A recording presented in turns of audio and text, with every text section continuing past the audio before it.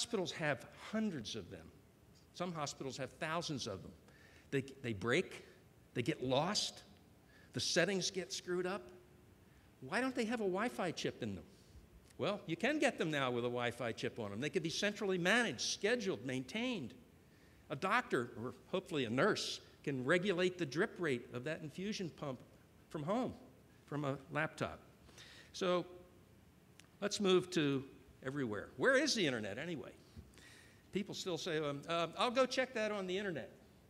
And when I hear that, I say, where are they going to go? Well, they're going to go to their PC, right? Because that's where the internet used to be, but now we know where the internet is. It's where we are. That's where the internet is, and that's a big, big shift.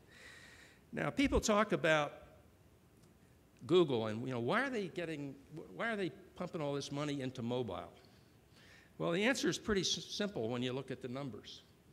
There's about 1 billion computers in the world, about 1 billion. That includes tablets, by the way. So there's 1 billion computers, there's about 1 billion television sets in the world. There's about 1.5 billion cars. There are 2 billion people that use the internet.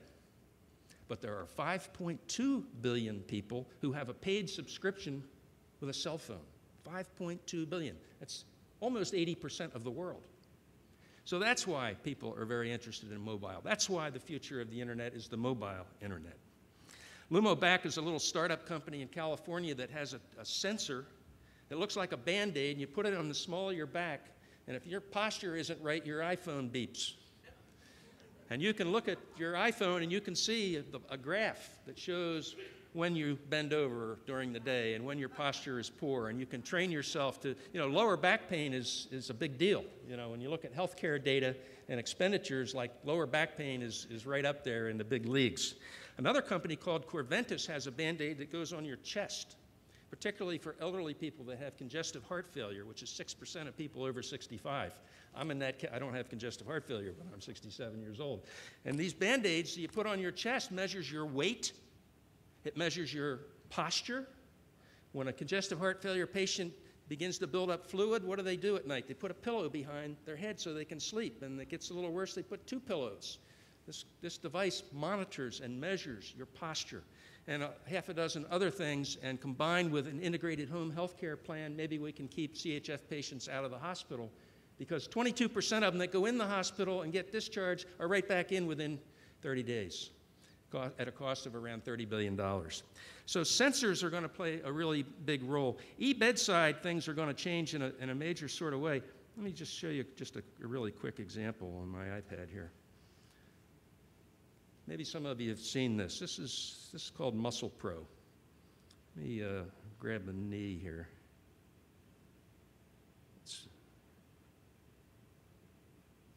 I have 16 ounces of metal in my knee. Some of you do too, I'll bet. And so now the doctor, let's take a scalpel here and remove a couple layers. Oh yeah, there's the patella.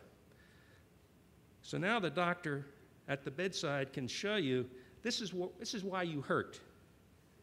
This is where I'm going to put the scalpel. This is how I'm going to make you better. So big changes. A person was quoted in the Wall Street Journal. He said that for the first time in his life, he actually understood what the doctor was telling him when he showed him with the iPad. Let's go to natural. Natural has to do with social media. I think we all know that social media is not about social. No, it's about business. It's about healthcare. It's about connecting people. The Cleveland Clinic, well regarded in healthcare, monitors their tweets. And if a patient is having difficulty getting an appointment, or they feel they've been sitting in the ER for too long, they can tweet the hospital, and within 30 minutes, somebody jumps on it and takes care of the situation. They release their health bulletins to their patients every day via Twitter. They use Facebook as a way to enable patients to get together and talk to each other. People that are going to have something very special like bariatric surgery. Yeah, well, they understand what the doctor said, but what do the people say? What do their friends say? How can they talk about it among themselves? User-generated content. It used to be all the content was generated by somebody other than a user. Now it's mostly generated by users. In fact, see, I've been up here for 15 minutes. In the last 15 minutes, 15 hours of video have been uploaded to YouTube since I walked onto this stage. It's quite incredible. Wikipedia now has 4 million substantive articles and 8,000 editors working on those articles. Some people think Wikipedia is not so good.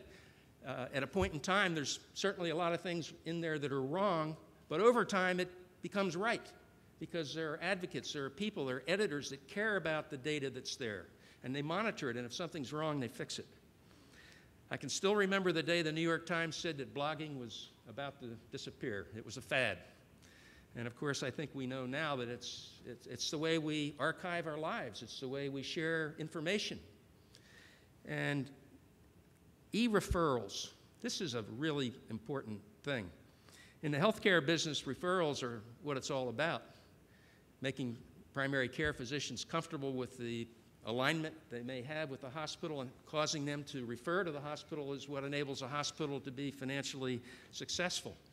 But that center of gravity is shifting back to the patients because of the web.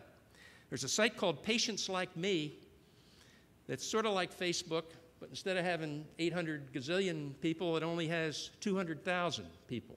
But those 200,000 people have 1,000 different diseases, and they're very special diseases, and they want to talk to people that have that disease, and they want to compare notes about their physician and about their diet and about their medications. Big change. Now, I had to slip a slide in here about the iPad. You saw the numbers, I'm sure, in this morning. It's quite remarkable. I don't think the PC and the Mac are going to go away, but there clearly is a dent occurring.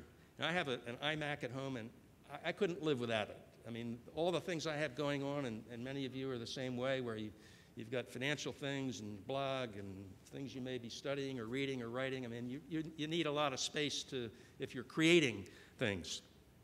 But most things are not in the creation mode. They're in the consumption mode, and that's why tablets are replacing a lot of laptops. I think of it as an intelligent window. You know, you walk around with your iPad, and of course it has 2 cameras now. So you can watch the world, and of course the world is watching you too if you let it. And some people think that